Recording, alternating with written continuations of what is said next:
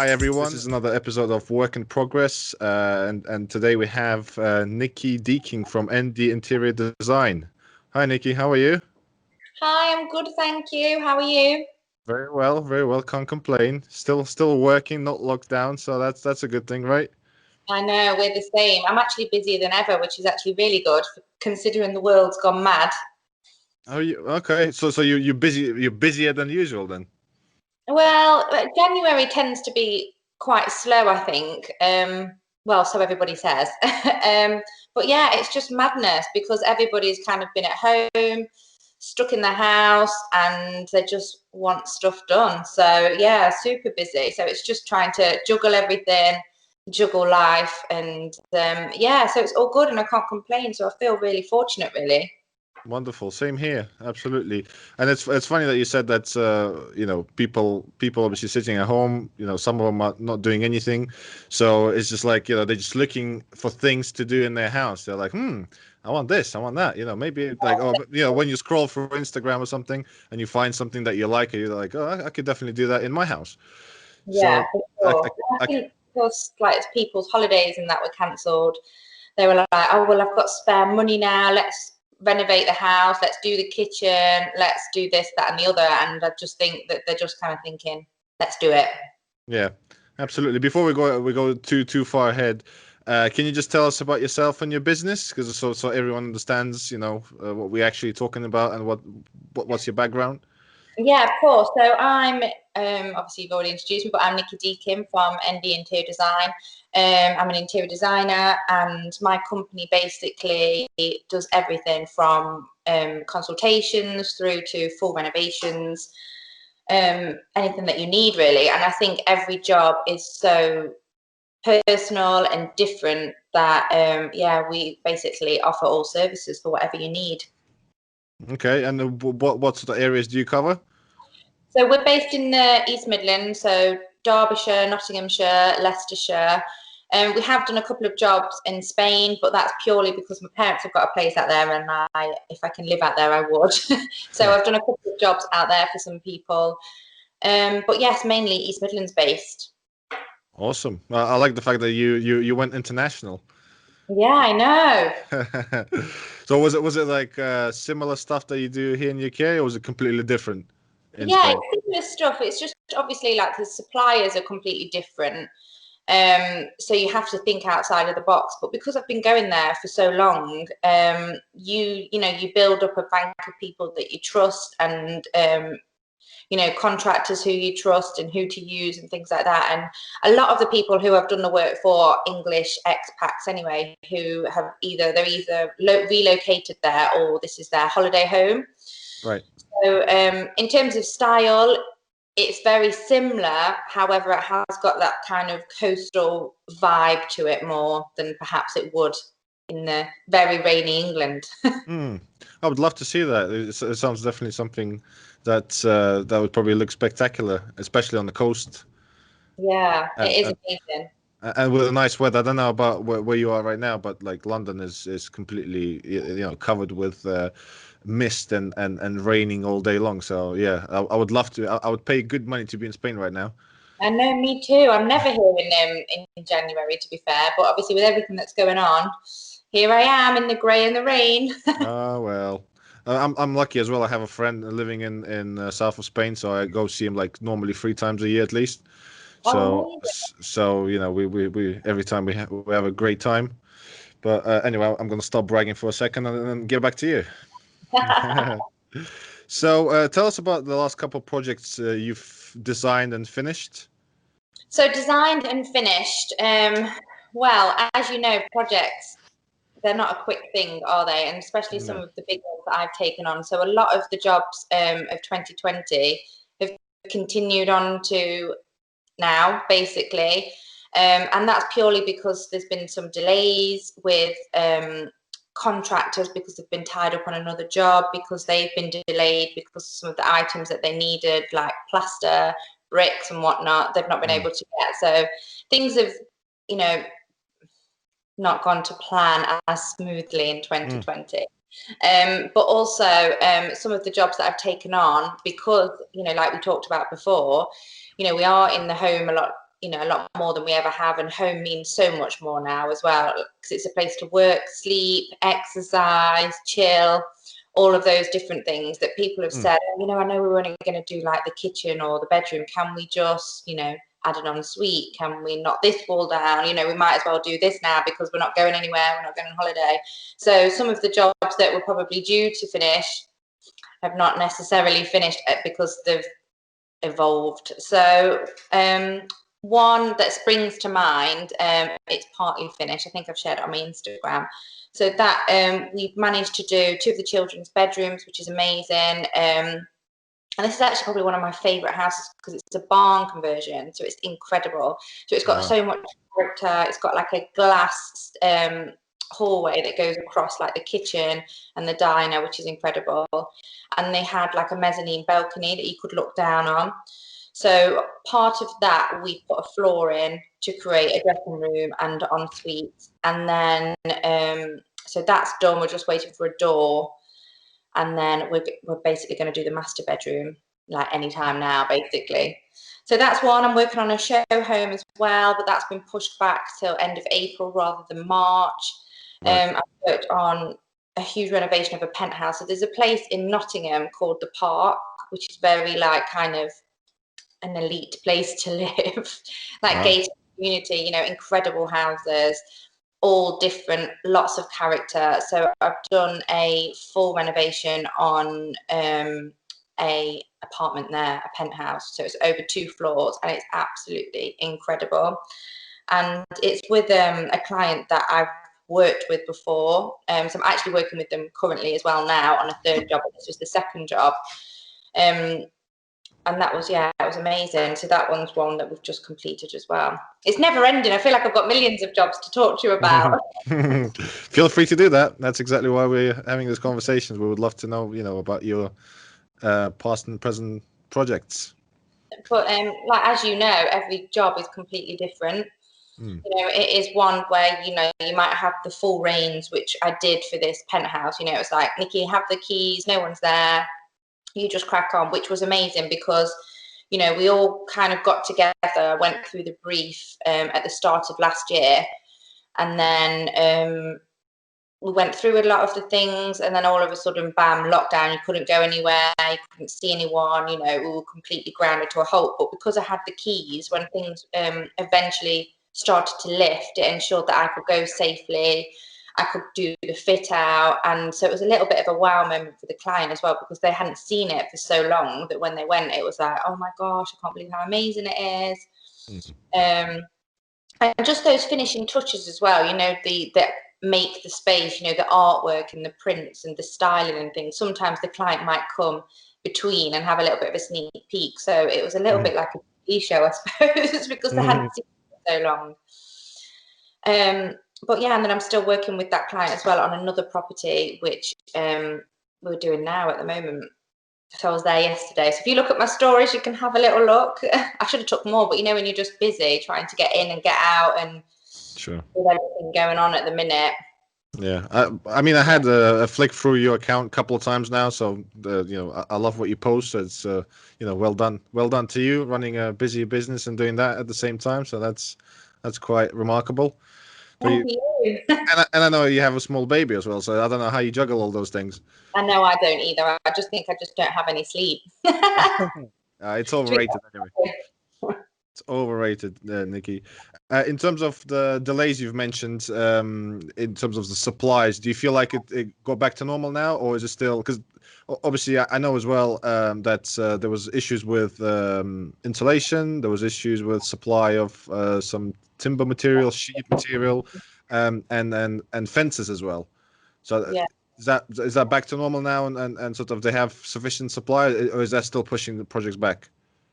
Yeah, I mean, I've not encountered a problem as of yet, but I know who I'm working with for the show home. So I'm working on Trent Basin show home, and that was due to be finished and for me to do the fit out at the start of March. It got pushed back to the end of March. And then now from a meeting that we had the other day, it's been pushed back to the end of April. And it's whether it's going to be pushed back again. And I think that's because they're having delays in things like, I think there was concrete in, bricks and things like that, and also, you know, the weather, and obviously just general delays in everything. And obviously because we've left the EU and everything, I think there's been problems with that, as well as obviously everything else to do with the pandemic. It's been a mad one. And not only that, as there've been delays, I've found that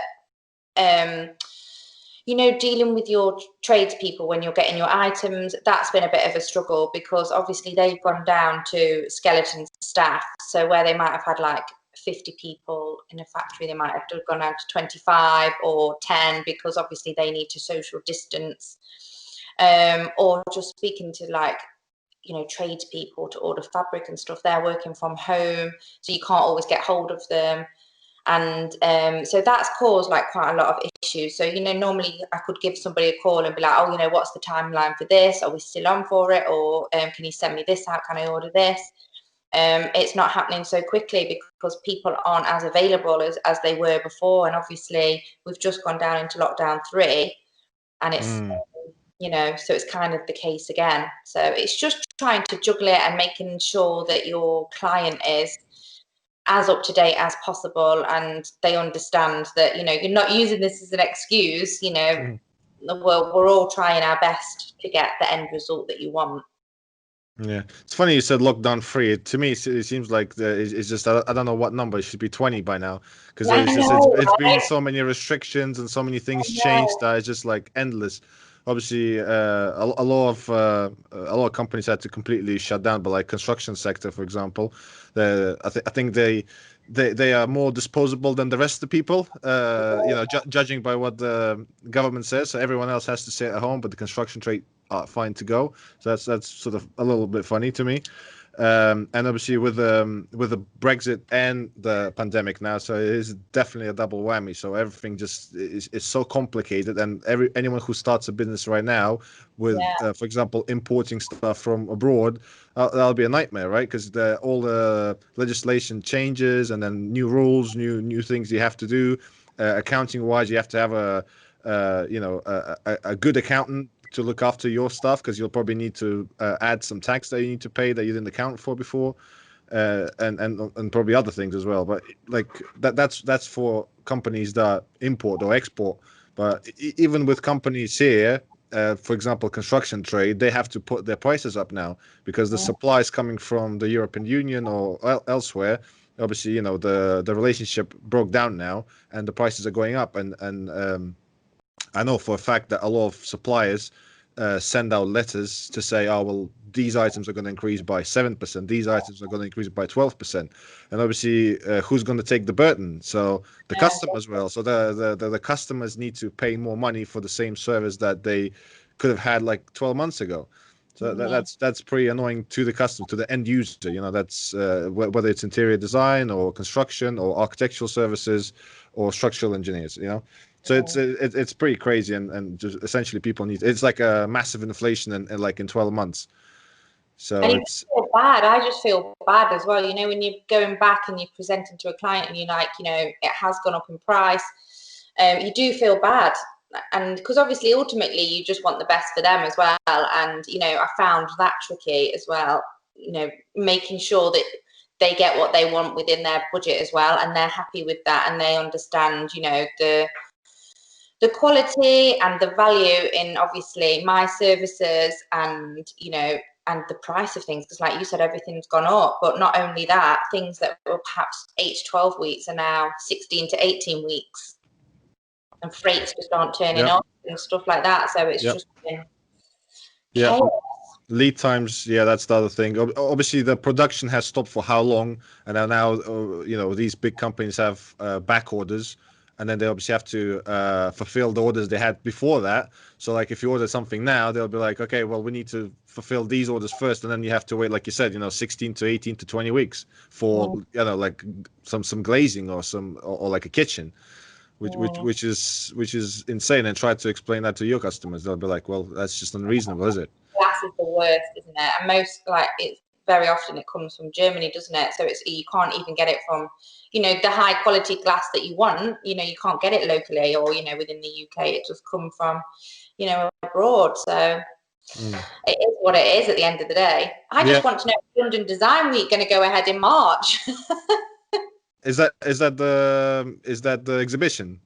Yeah, at Chelsea Harbour. So they do like Design Week, and so they do it twice a year. And I love it. Any excuse to come to London, to be honest with you. Mhm. I do come quite often because I like to, keep up to date with what's going on, speak to suppliers, and things like that. But yeah, I'm just like thinking, is that going to go ahead? Because obviously it didn't in September, and the last time, it actually was probably the last time I was in London was Design Week last year in March. Hmm. Yeah, they have a couple of them. So it was the London Design Fair and the 100% Design, which is in the Yeah, Olympia typically, isn't it? yes, yeah, and There's definitely. al there's also a big one which is calls KBB. I don't know if you heard of it. It's in Yeah, Birmingham. yeah. Yeah, so apparently, like these are the three biggest ones with loads of people attending, and I think it's like a good way to get new business together and meet other people and just socialize in general. Do you typically attend these kind of events Yeah, I like think a lot?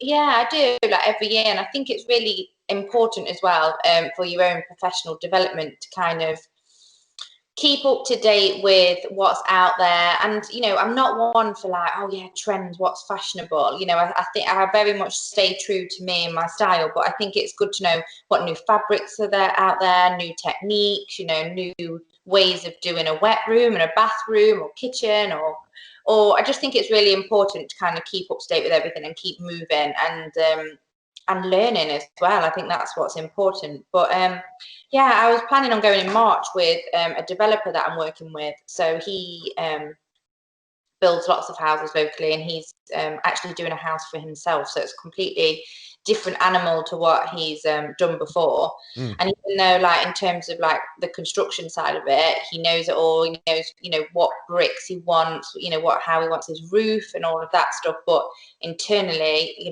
where to put the lighting and the electrical plan and the plumbing plan, all of that stuff, he needs some help. So we were going to go to Design Week as well together, just for me to kind of show him some of the stuff, and mm. yeah, we're going to work together on that. So it's just everything's up in the air, I guess, at the minute, isn't it?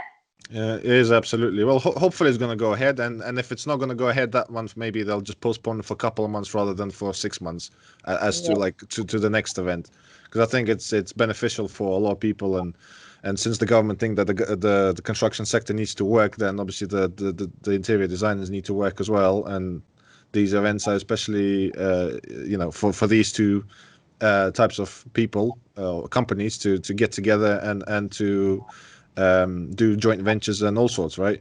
Yeah, I mean, I think technically I can work anyway. I can, because it falls under like the construction umbrella. It means you can enter a house, PP'd up and stuff like that. So Mm, it's just how we do it safely, really. So when I go and survey a house for renovation, it might be that they go for their walk, that type of thing. And we've had lots of FaceTime and lots of phone calls. And I think as well, in terms of like interior design, you do build like a really strong relationship with your clients, to the point where they almost they become friends at the end of it, because you've worked so closely for such a long time together. And it's so personal as well, interior design, because you're let into their life. You meet their family, their children, their dogs. You like to know what their hobbies are, where they like to sit, what they like to mm, do. So you can create and design something that's completely personable to them and is aesthetically pleasing. mm. So it's a big deal, really, and especially now as well, because people are a bit low, aren't they, at the minute? So it's just trying to like keep momentum going, and making sure that your house doesn't feel like you're trapped in it, but it's still a place that you can go and enjoy and relax and do everything that you need to do, really. Yeah, I couldn't agree with you more, to be honest. It is, and it is definitely something very intimate to people, where someone like yourself helps them to create a house where they're comfortable, where they can stay, and be happy, and building on that statement, do you get a lot of requests to design home offices and gyms nowadays?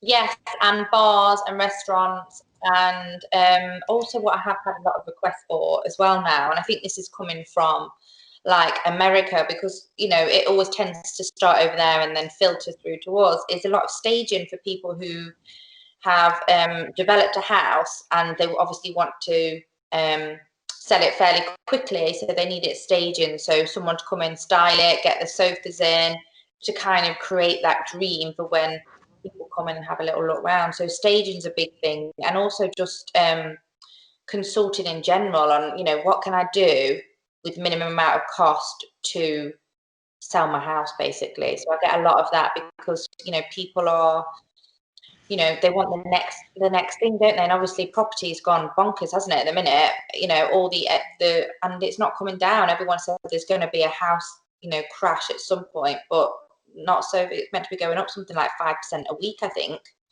Is it really? Oh wow, that's crazy. Yeah, absolutely crazy. The prices here in London, they inflated, but now they sort of start, as far as I heard, they're starting to come down a bit, because obviously the stamp duty holiday is coming to an end in March. So that's where they initially said it's going to come to an end, but I think there were talks that they might extend it again for 3 months. I don't know how true that is, but I think see it in the news or something. Yeah, I think that as well. But the funny thing is, I think it brings money to the government, but it doesn't necessarily save money to the buyers, because what happens is obviously, you know, everyone wants to buy a house to basically save money on the stamp duty, but at the same time, the market gets inflated, the prices go up. So in the end, you're not really saving anything. You're paying the same amount of money or even higher. It's like on my street, where I purchased my house like 4 years ago, the same house in a really bad condition that I bought now is up. I think it was about £75,000, which is about 15%, and that was 4 years ago. So 15% up, same, absolutely the same house 4 years later. Like it doesn't sound right. It doesn't sound like it's a natural appreciation of the property, because it wouldn't go that high that quickly. No, And so I would imagine that that's purely inflation and purely the result of the market going bonkers, like you said. mm. Do you feel like you have a similar situation your end? Yeah, we do. I mean, it is literally crazy here, and I'm kind of on that wheel as well. Oh yeah. Unfortunately, I don't want to be on it. I want the stress. But basically, we renovated our house last year, might have been the year before, I forget. And we were living with my parents this time last year, and they live on a gorgeous street. It's a private street, really nice houses, and unfortunately, someone passed away a couple of doors down from them. So we bought the house from them just before the pandemic. Well, I say we bought it. We basically gave the lady deposits, agreed on a price. And I said to her, look, we've got no kitchen. We're in the middle of renovating our house. I'm living with my parents, but we love your house. And so we've agreed to buy this house. And then obviously lockdown happened. And everything happened, and then she pulled out. So we then finished our house, as we wouldn't have finished it if we were staying. We just kind of thought, right, we need to get this finished quickly so we can put it up for sale. And then within a week of us putting our house up for sale, we sold it. And then like the day before, she pulled out. So we're now like, do we sell or do we not? Like, because we've got an amazing price for ours, that would be kind of foolish not to go. But then at the same time, there's nothing out there. So I don't want to go into renters, because you end up losing the money that you've made. And I also don't want to buy a house for the sake of it. So I feel the same as everybody else feels at the minute as well. Tricky position to be in, eh? Yeah, it's a tricky position. Well, hopefully it'll come to you, and then you'll make the right decision. Obviously, don't rush things, because it's quite an important one, isn't it? Everybody's moving. I've had lots of like clients ringing me up and be like, we've just bought a house, we're putting in plans, can you help us? And that type of thing. So in terms of like business wise, that is good, but in terms of personal, you're just like, oh no. Yeah. In terms of services, so what kind of service and packages do you normally offer to your customers? What is it that you provide to them? So anything really, like I said, from consulting. So it might just be I come around, give them some ideas and what they can do to sell their house or just, you know, change it slightly within a budget, to full renovations, to even like project managing. So there's actually going to be another side to my company which is going to be evolving in this year at some point, because my husband is a project manager and he also buys and sells houses as well. Okay. So we're going to be developing that more. So I want to kind of update my website to kind of showcase everything that we do, really, because it's been a while since I've updated my website and put, you know, the projects that I've been working on, and, you know, the type of services that we offer. But it's quite tricky in terms of, you know, when you say, oh, what services do you offer? Because it literally is everything. And I think each job is like completely different. So they're uncomparable, really, because when you go around to have a consultation with somebody and when they've rang you up and said, oh, you know, can you just come and help me with my bedroom? It evolves already, because they're like, oh, can you just help me with this? Or can you just help me with that? So yeah, lots of different things, really, from like bathrooms to kitchens to full renovations to like a complete a new build of a house, you know. Mm-hmm. Really. So you would provide a design? Would you provide drawings as well, or would that something an architect Yeah, would be doing? yeah, no drawing. So I'll come out and I will my gosh, I forgot the word for measuring. Or I'll survey the house. So I'll come around, survey the house, obviously see where the sockets are, where the lighting points are, and then obviously go from then. I'll do the drawings, I'll do the spatial plan, and then obviously mood boards as well to go with that. And again, as much as the client wants, so I do electrical plans as well. So obviously the biggest thing for me is, you know, when people get involved, you know, and they start their renovation journey and they get the architect involved and get their plans, they always think, oh, I want an interior designer, but I'll wait till perhaps, you know, the builds began and even to the point of, you know, when it's plastered, which whenever I've come in at that point, all the clients have said, you know, my biggest regret is not getting you involved sooner, because it's almost too late, because your electrical plan especially is so big and it makes such a difference to the space. You know, you might want a pendant light over your side table next to your sofa because you sit there and you do your reading.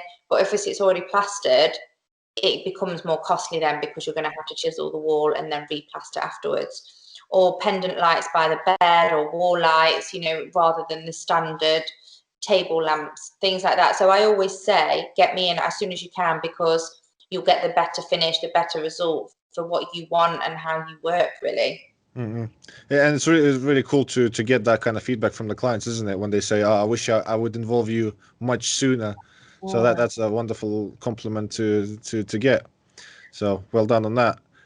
In terms of inspiration for new projects and decoration and design and everything like that, like where do you draw inspiration? Is it like magazines, social media, or somewhere else, or like obviously exhibitions, for example?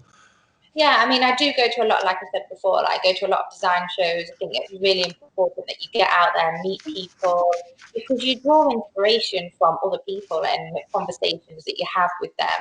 You know, you might have an idea, you have a conversation with somebody else, and it snowballs into an even better idea.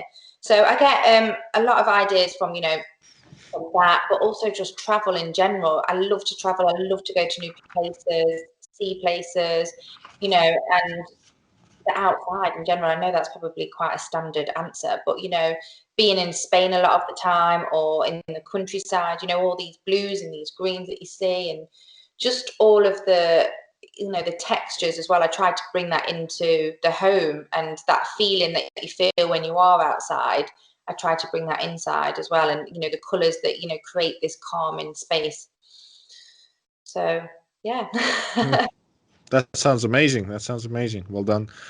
Do you get involved in the construction part of the project, as in like really? Well, I think you did say that you do that, but like, is that your normal thing to help your customers with? So literally dealing with the contractors, managing them, sort of, maybe even supervising them.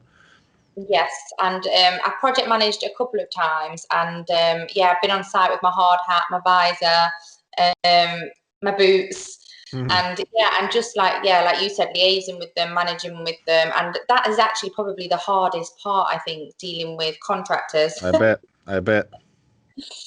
And also, I just kind of think one tip I would give anybody who is, you know, going into this without, you know, an interior designer or, you know, a project manager or anybody that's going to perhaps give them a little bit more knowledge, you know, of what's going on and advice, I would say just don't get bullied by them sometimes, because I think that, you know, you can get, especially some like kind of old school, you know, a tiler or a plumber or whatever, they always kind of, not closed-minded, but a little bit closed-minded, where, you know, you might have a new product like for a wet room and they don't want to do it like that because they've always kind of been used to a certain way.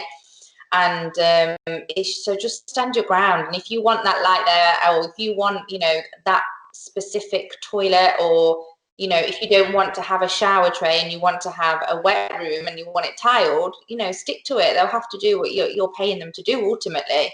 I do have a lot of problems with wet rooms. Oh, really? Yes, it sounds like it as well. So what's the problem you normally have? Is that the builder doesn't want to do like a wet room rather than like a tray? And it's just like, no, I don't want a tray. Yeah, because it's easier for them, isn't it? And the Yeah, tiling is super easy. Then you don't need to do all those little cuts and stuff.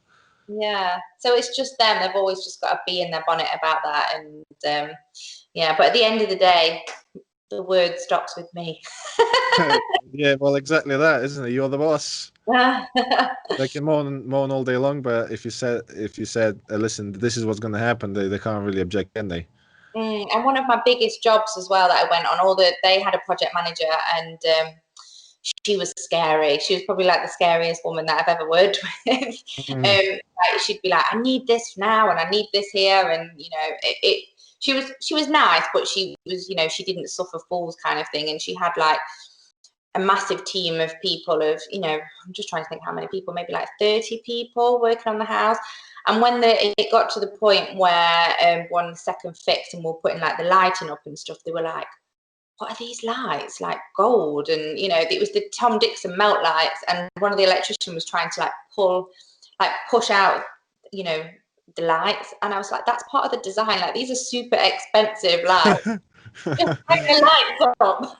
Oh, bloody hell. And then when they saw it all, you know, styled, they were like, oh my god, it's amazing, you know, my wife's gonna like look into getting some lights like this. And so, you know, it's an amazing feeling at the end, you know, when you've kind of overcome all those hurdles and you've stuck to your guns because you know it's going to work and it's going to be aesthetically pleasing and work for the client, and at the end everyone's happy.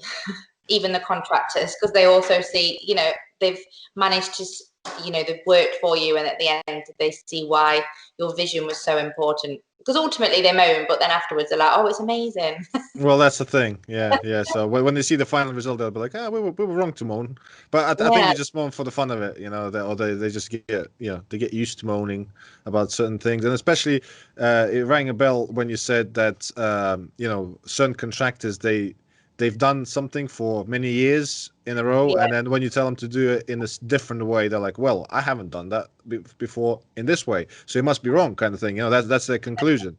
So definitely having an open mind helps, and I think having an open mind for both sides helps, because obviously sometimes the contractor can give good, solid, helpful advice.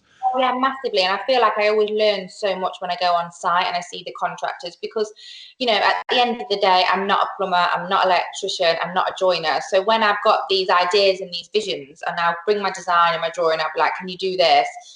And sometimes it isn't, you know, it isn't going to work out. And even or just in general, when you have all these ideas and you go on site, you don't really know until, you know, you've knocked out that wall and you've seen that space behind it, and you think, actually, there is enough space to do this, we can do it. So it's really important to have an open mind, and I've learned so much and from the contractors, and I continue to do so. And that's part of, you know, I really, really believe in, you know, professional development is, you know, going out there, learning as much as you can, going on site. And that's always my favorite days, the days that I go out on site. I love it, absolutely love it. Wonderful. Do you get into, obviously you did say you do project management as well. Do you actually do the contract side of it? Yes, so I have got like a set contract that I do get out, and I send off to my contractors, you know, with the timescale, the prices, you know, everything like that. And just so it's also my insurance covers it as well, you know, so that's Okay. really important, you know, if anything happens on site. Not as often, you know, that isn't something that I end up doing a lot of the time. But if I am doing a project managing role, then I always ensure that there's contracts sent out, just so everything's black and white and the client knows, you know, what they're getting, and then the contractor knows what I'm expecting as well, and that what they're expecting of me. So, you know, if I take on a painter, they get their paint schedule on time with everything on it as well. Mhm. And in terms of your contract, is that something that you've created yourself, or you used a JCT contract, for example, or a Rebo one as a base? Yeah, I've used one as a base that somebody sent to me, and then I've just adapted it to make sure it's like applicable for myself, my company, and then that I have that in, you know, like in an admin file, and then that gets tweaked for every job, so you know it's personable. And I just think that's what everybody does as well. You know, we all have this bank of goodies, and you know, we use them and then we tweak them accordingly. And I think that's, you know, really important as well for like what we do, is that we have these relationships with other people that do what we do or similar, because people can get a little bit funny and think, oh, you know, you're my competition. And ultimately, yes, you are competition, but I think that if you work together, it's more powerful. And you know, there's so many jobs out there as well that, you know, there's more than enough for everybody. Yeah, I do believe that abundance is out there. Some people think that in order for me to win, you have to lose. That's not actually the case.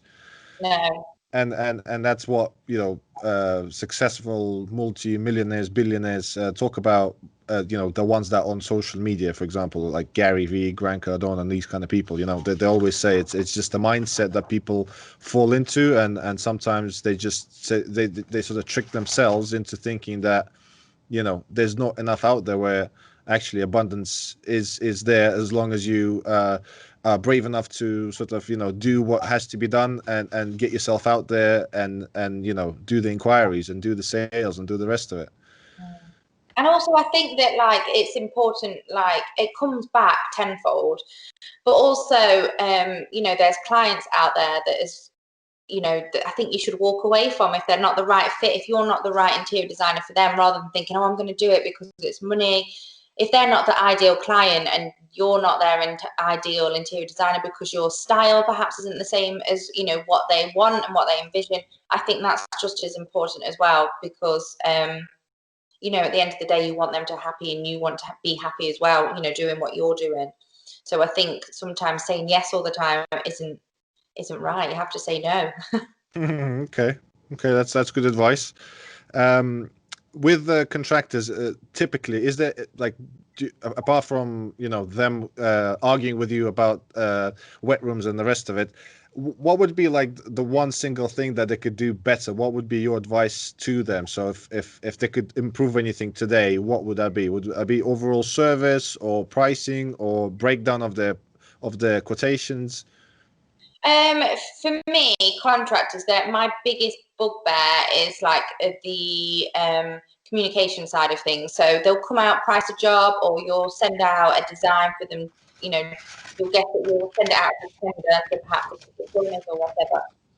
But their turnaround of time to give you a price, you know, it can be crazy. So it can be weeks before you even hear anything, and that's what's frustrating, because you're the middle person between, you know, the contractors and the client. And obviously I always worry and stress that it's going to reflect badly on myself, because obviously I've not got a price yet, but there's nothing that I can do in that respect. So yeah, I just wish they were more timely. But at the end of the day, they don't have a PA or anything, do they?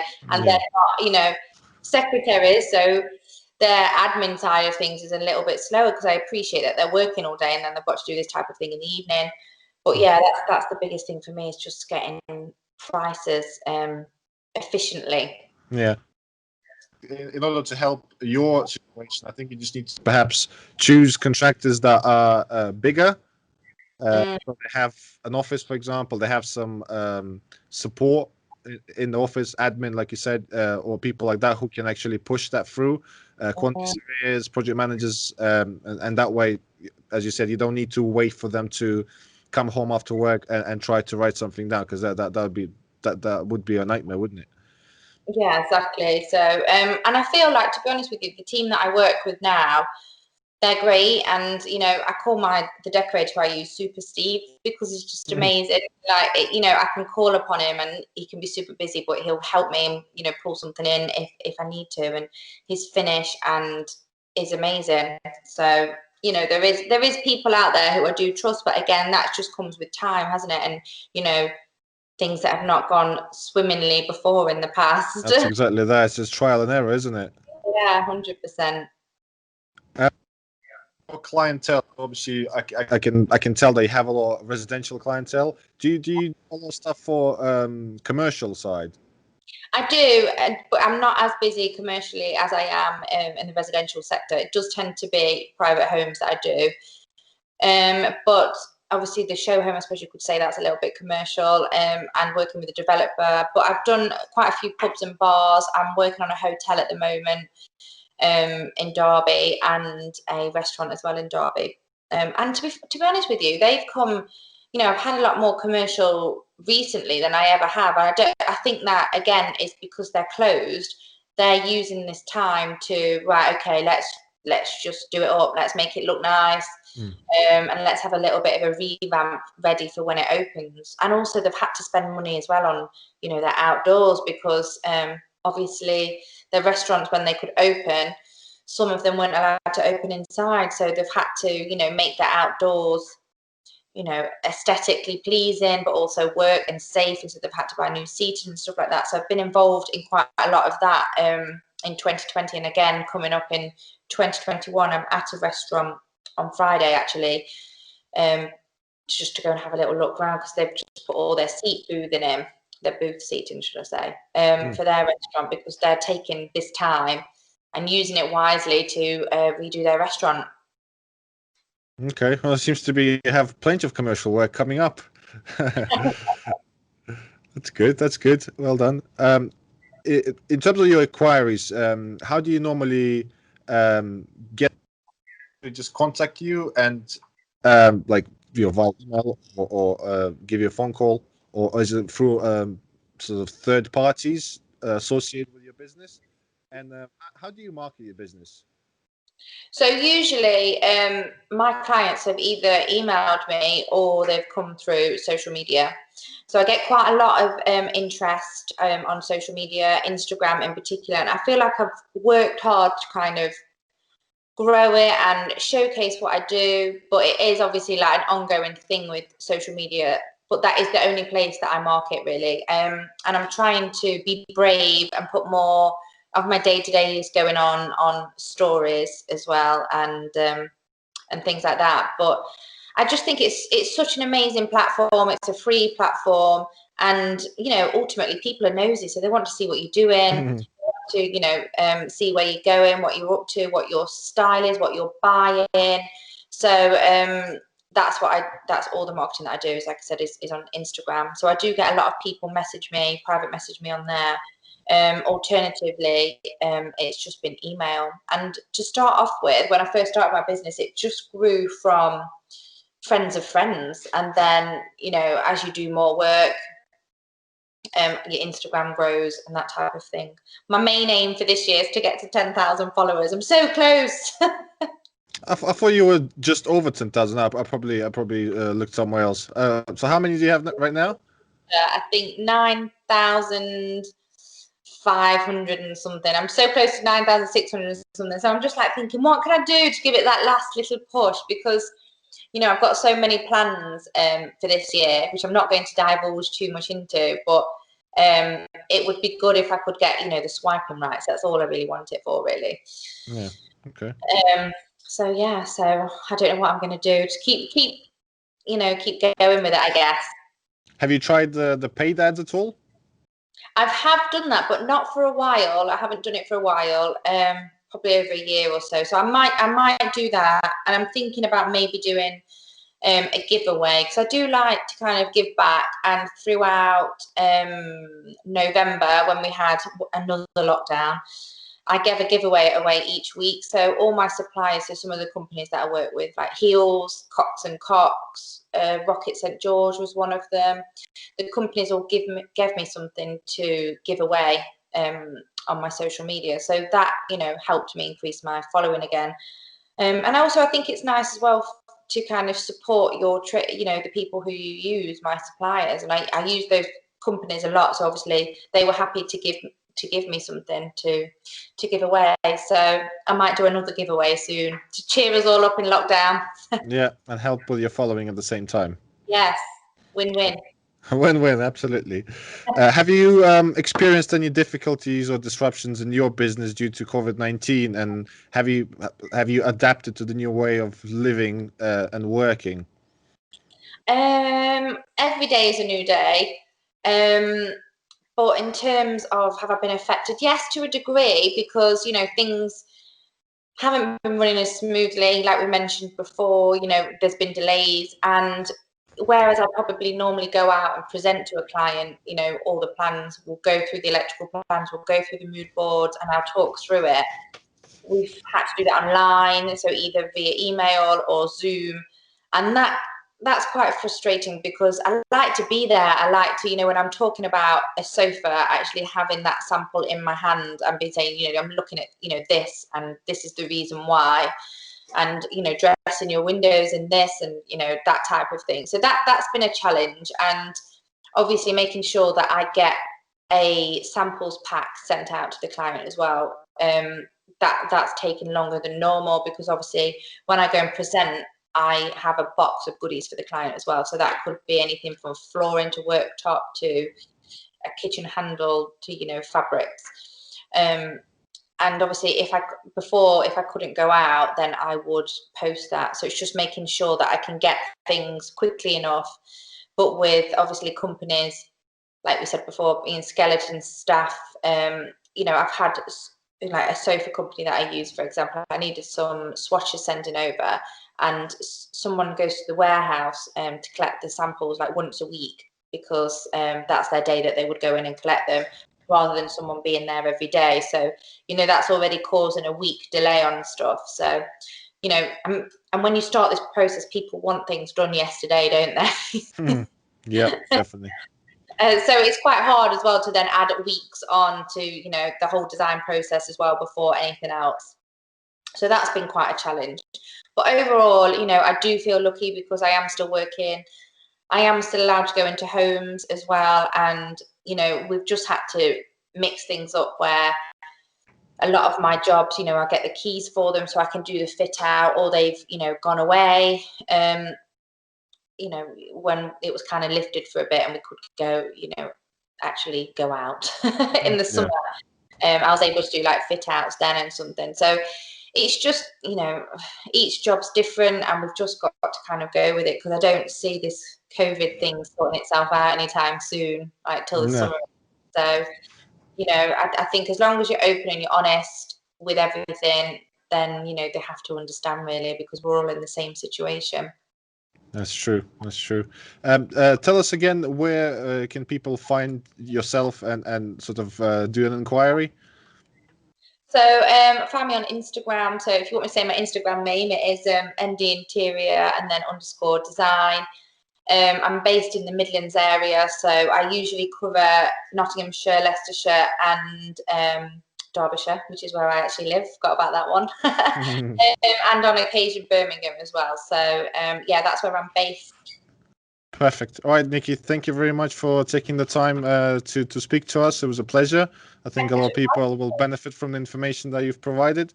We wish you a prosperous year. Hopefully the COVID situation is going to affect your business much. And, you know, with everything, we just wish you all the best, and hope to speak to you again next time you're in London. Real. All right. Thank you. Wonderful. All right, Nikki, thank you very much. Bye.